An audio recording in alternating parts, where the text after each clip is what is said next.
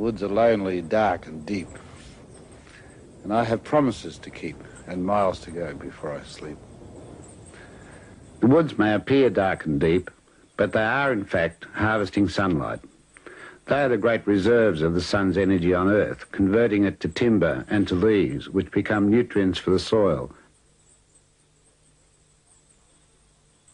It's a feature of cold climates that every winter life dies. The leaves fall from the trees and into the soil, or at least stop growth. And the soil will retain the carbon from the leaves for up to 5,000 years. So when we clear forests in those climates, we have inherited a tremendous amount of humus in the soils. And that's the reason why agriculture has to concentrate on the humus in the soil in those areas. I came from traditional farming families, and we'd cared for soils for over 200 years. But in the period from 1950 to 1990, most of those soils were destroyed. In 1951, I saw the first chainsaw. In 1953, we saw the modern tractor arrive. By 1954, many farmers were pouring phosphate all over their fields. We didn't have to worry about the soil anymore. We were in charge of fertility. In the 50s, therefore, we declared war on the soil. We were using just that equipment we would have used had we gone to war. Heavy machinery, crawler tractors, biocides, poison gas, the lot. I'd like to take you to meet somebody who still uses natural systems to create soils. I've known him for 40 years and he didn't start out rich. Bert Farquhar has a huge property. By looking after soils wherever he farmed, he's become wealthy. You get 1,000 pound weight of sheep or cattle above an acre of ground, and you get about 2,000 pound weight of live animals underneath it.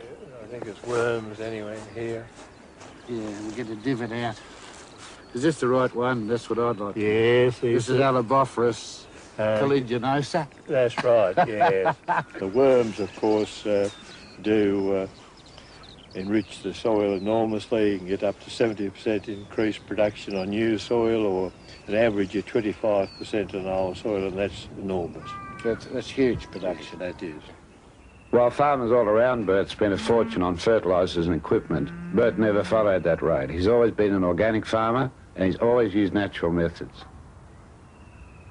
And Bert's adopted some simple methods to spread worms to the less fertile parts of his property. Yes, I think Pretty barren. We'll put them in this area. You always put the grass down on top of the other grass, Right. so as that will rot and give the worms a good chance. Right.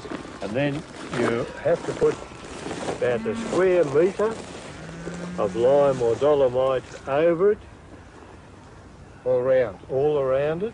So that does the pH bit for me. So if Right. you put them every 10 metres apart, Right. in 7 years the whole paddock will be completely covered at the rate of 4 millions an acre. The difference between a good and a bad farmer is really applied observation. Someone who merely powers their way through the situation is neither as clever, nor will they end up as well off, as somebody who closely observes the interrelationship between trees, animals and plants.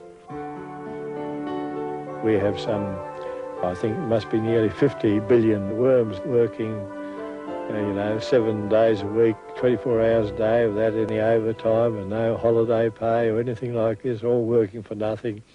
So that's pretty good. If you can get 50 billion people or workers working for you for nothing, well, you're going pretty well, and the worms enjoy it, and so everyone's happy.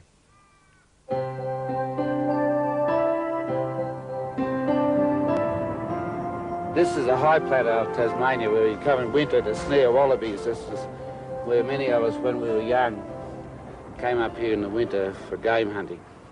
And where you can't be a vegetarian, you've got to be a carnivore. And it's a terrible climate, and I'm really pleased I'm living in the tropics. Conserving energy is essential in cold climates, and we need to pay particular attention to that in our design. Well, it's a cold day. It is Cold Spring Day in southern Australia, in Victoria, over at Holman's place. He's just raking his lawn. He's still a friend of mine, despite the fact he's got a lawn. And he's built this really excellent, energy-efficient house, because design is at least as much about architecture as it is about gardens. Not a lot in the garden at the end of winter, but there's still a plentiful supply of carrots and always something to make a salad and a soup. And it's integrated garden and house, and it's a low-energy house, made out of mud brick. Well, it is a bitterly cold day, and it feels frosty, and it's time to go into a warm, solar-heated home.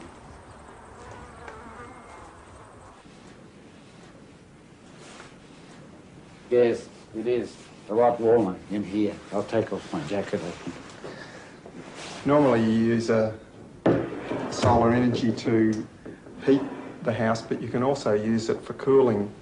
The way the cupboard works is that it draws the air in from under the floor, where the air is at just the temperature of the earth all year round, and it drafts through the wire baskets and out through a flue pipe in the roof. It's ideal for dairy products, ideal for most fruit and vegetables, which means you don't really need a fridge, or only need a very small fridge.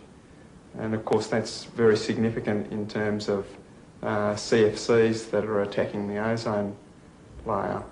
When I came to designing for a climate like this, had to think fairly carefully given the amount of cloudy and very cold weather.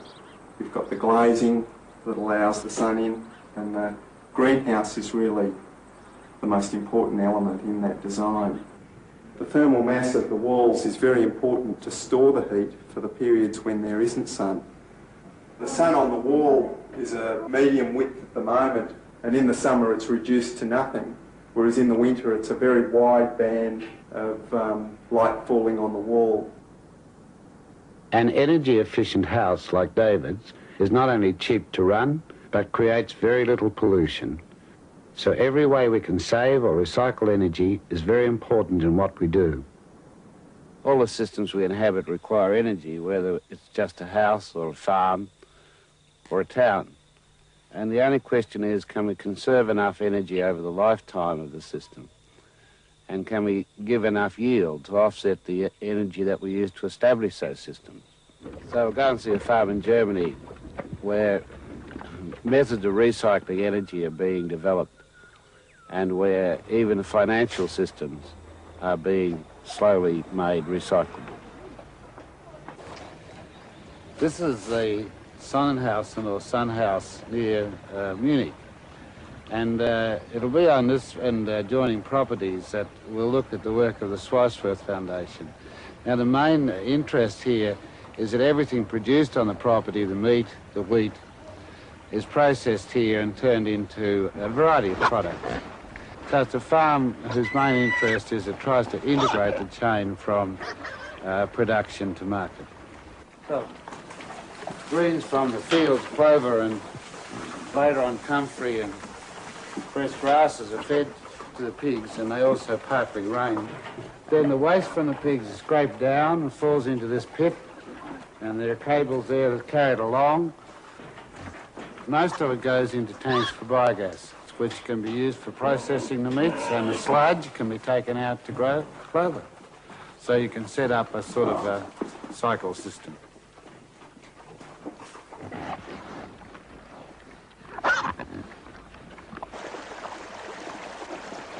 These are so-called flow forms.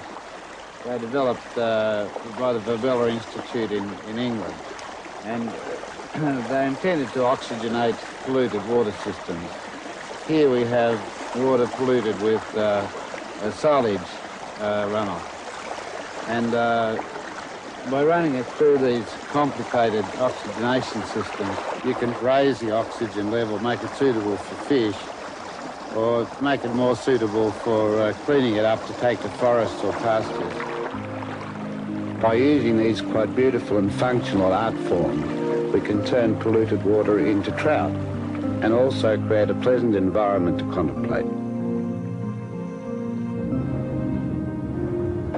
By grouping the butchery, the bakery, the cheese making and a restaurant on the property, Carl Schweizwerth has saved a lot of costs. But Carl not only saves costs, he also saves pollution. Pollution is just unused waste.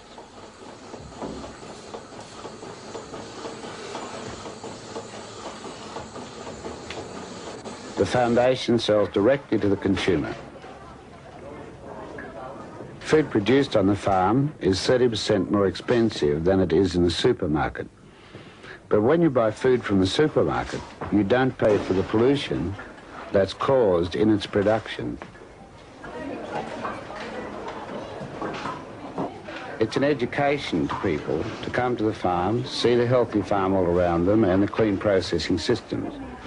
They can then appreciate they're buying a food that hasn't damaged the earth.